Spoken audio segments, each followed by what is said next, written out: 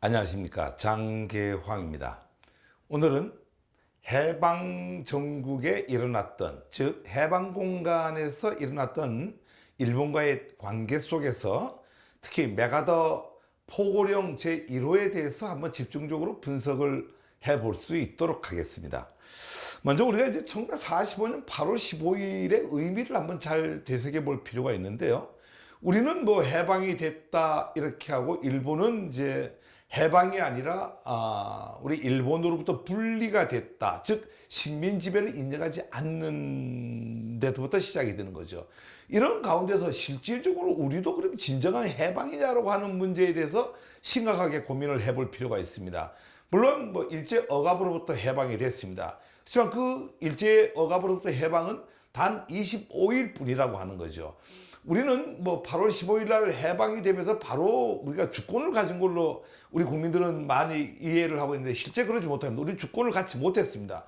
우리가 광복이 됐다, 해방이 됐다라고 하는 것은 우리 국민들이 주권을 가져야 되는데 실질적으로 주권을 갖지 못했다라고 하는 부분입니다. 우리는 바로 주권을 못 갖고 다시 일본의 식민지로부터 미국의 식민지로 다시 들어가는 어떤 형국이 된다라고 하는 부분입니다. 이걸 일지별로 이렇게 보게 되면요, 실제 우리는 뭐 많은 사람들이 1945년 8월 15일 날 오전 12시에, 낮 12시에 일본 쇼와 천황이 무조건 항복했다 이렇게 얘기를 하는데, 사실은 그 나왔던 내용들을 보면은 일본 쇼와 천황은 항복을 한다라는 얘기는 한마디도 없습니다. 실제 항복을 하지 않았습니다. 뭐 이유는 다른 거 아닙니다. 그때 이게 소련군이 나진 쪽에 들어와 있었어요. 이미 우리 한반도 내에 소련군이 들어와 있었는데 일본 입장에서는 소련에 항복하고 싶지 않았던 겁니다. 그래서 항복을 안 하고 그날 했던 것을 내용을 보면은 전쟁 종식입니다. 우리가 2차 세계대전을 일으켰는데 우리 오늘 일본은 오늘부로 전쟁을 종식하겠다, 이게 쇼와 천황이 일어났던 일이고, 실질적으로 일본의 항복은 언제 하나니까 1945년 9월 2일 날 하게 됩니다. 항해 갔던 미주리함이죠. 일본 미주리함에서 선상에서 항복 서명을 함으로써 실질적인 일본이 항복을 하게 되고요. 이 항복을 하면서 바로 이 점령군 지위로 바뀐 하지 중장이 한국에 들어오게 됩니다. 인천 앞바다에 발을 9월 8일 날이죠. 9월 8일 날에 인천 앞바다에 배를 대고 들어와서 9월 9일 날에 이제 실질적으로 그 당시에 우리 조선 총독부 마지막 총독이었던 아베 노부유키로부터 이양을 받게 됩니다. 우리의 영민과 영토에 대해서 이양을 받고, 그날부로 들어서서 어떻게 하냐면은 조선 총독부에 있던 국기의 일장기가 내려가고 바로 성조기가 올라갑니다. 그러면서 우리는 실질적으로 미군의 지배를 받게 되는 거죠. 그러니까 8월 15일부터 9월 9일까지 약 25일 정도의 실제 해방이 있고, 바로 우리는 통치권을 우리가 국민이 정부도 없고 국가도 안 갖는 형태가 된다라고 하는 부분이죠. 이때 이제 9월 9일 날, 그 전에 이제 이 포고령, 메가다 포고령이 내리는데 1호 포고령을 하지 중장이 9월 9일 날에 바로 발표를 합니다. 오늘은 여러분들하고 메가더가 내린 포고령에 대해서 한번 얘기를 해볼 수 있도록 하겠습니다. 이 메가더 포고령 제1호가 대한민국 사회에 오늘날의 남남 갈등을 만들고 이승만 정권을 세우고, 그 세운 정권에 의해서 남남 갈등이 이루어진 직접적인 계획이 원인이 된다라고 하는 측면에서 메가더가 갖는 포고령 1호는 상당히 중요하다고 얘기를 할 수가 있습니다. 먼저 제1호를 한번 좀 살펴볼 수 있도록 하겠습니다. 제1조는 뭐냐니까, 북위 38도 이남의 조선 영토와 조선 인민에 대한 통치의 전 권한은 당분간 나에게 권한하에 시행한다. 이 얘기가 되게 중요한 얘기입니다. 그 해방 공간 시점에 우리는 건준이 있었고 인민위원회가 있었고 9월 6일 날에 여운형 중심에, 그러니까 우리가 최초의 정부가 수립된 것은 1919년 4월 11일 날 상해에서 임시정부가 수립이 되지만은 한반도 내에서 최초의 정부가 수립이 되는 것은 조선인민공화국입니다. 9월 6일 날에 여운형을 통해서 만들어지게 되지요.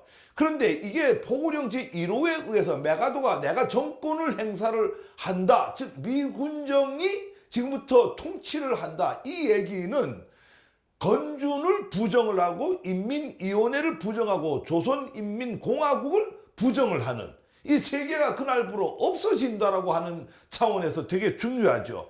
이뿐이 아니라 중국 충칭에 있던 상해 임시정부도 인정을 하지 않는 이런 어떤 형국이 들어섬으로써 한국인의 자주적 스스로가 어떤 통치행위하고 이런 고난 모든 걸 부정하는 이런 일들이 포고령 1호 1항에 의해서 제1조 1항에 의해서 나타난다라고 하는 거죠.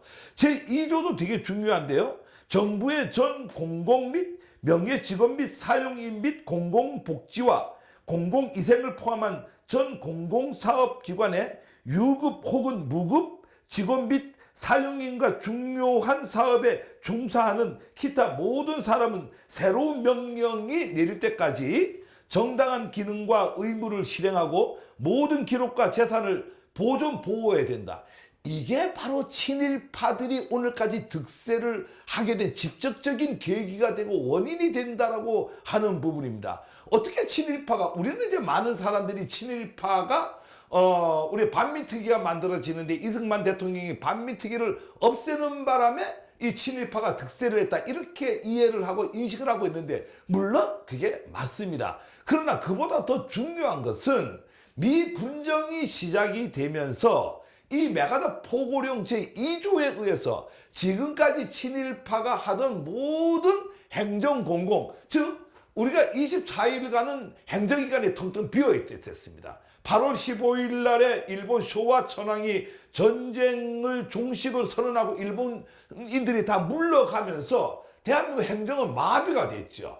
그런데 이 포고령이 내리면서 기존에 있던 질서를 그대로 유지를 해라. 즉 공공기관에 있던 친일파들이 장악하는 것을 그대로 원상복귀해갖고 유지를 하라. 이렇게 하면서 이 친일에 종사하거나 일본에 의해서 행정, 정치, 경제 모든 종사를 했던 사람들이 원상복귀를 하는 계기가 되고, 이게 그대로 반민특위에서 이어져 갖고 오늘날의 친일파들이 우리 사이에서 사라지지 않는 직접적인 계기가 됩니다. 이런 측면에서 본다라고 하면은 메가더 포고령 제2호라고 하는 것은 엄청나게 중요하다. 제1호는 엄청나게 중요하다고 합니다.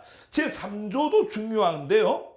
모든 사람은 급속히 나의 명령과 나의 고난 하에 발한 명령에 복종해야 한다.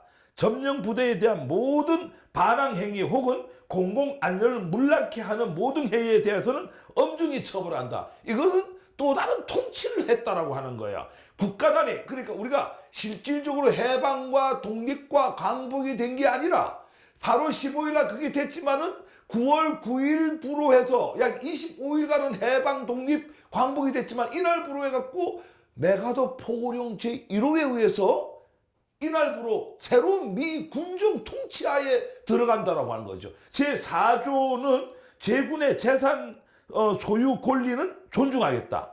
제군은 내가 명령할 때까지 제군의 정당한 직업에 종사하라.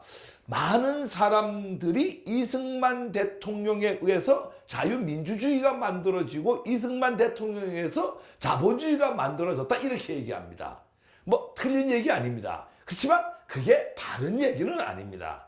이게 이승만 대통령이 아니었다 하더라도 누가 대통령이 돼도 대한민국 자유민주주의 공화국이면서 자본주의 시장체제를 받아들였습니다. 왜 그런다면 바로 미군정의, 그러니까 메가더 포고령 제4조에 의해서 이미 사유재산을 인정을 하고 지금 모든 재산권을 인정하면서 지금 체제를 유지를 하겠다라고 하고, 미군의 통치, 즉 3조에 의해서 미군이 군정이 실질 통치행위를 하기 때문에 누가 대통령이 돼도 자본주의를 갈 수밖에 없었고 자유민주주의 체제로 갈 수밖에 없었다라고 하는 거죠. 제5조가 되게 재미있는 부분입니다. 군사적 관리를 하는 동안에는 모든 목적을 위하여서 영어가 공식 언어이다. 영어 원문과 조선어 혹은 일본어 원문 간의 해석 혹은 정의에 관해서 어떤 애매한 점이 있거나 부동한 점이 있을 때는 영어 원문이 적용된다. 이게 참 중요한 부분입니다. 우리가 일제 41년간 그중에서 무단 정치가 시작되면서부터 우리는 공용어를, 한글의 공용어를 뺏겨버렸죠. 뭘로 뺏겼죠? 일본어로 뺏겼습니다.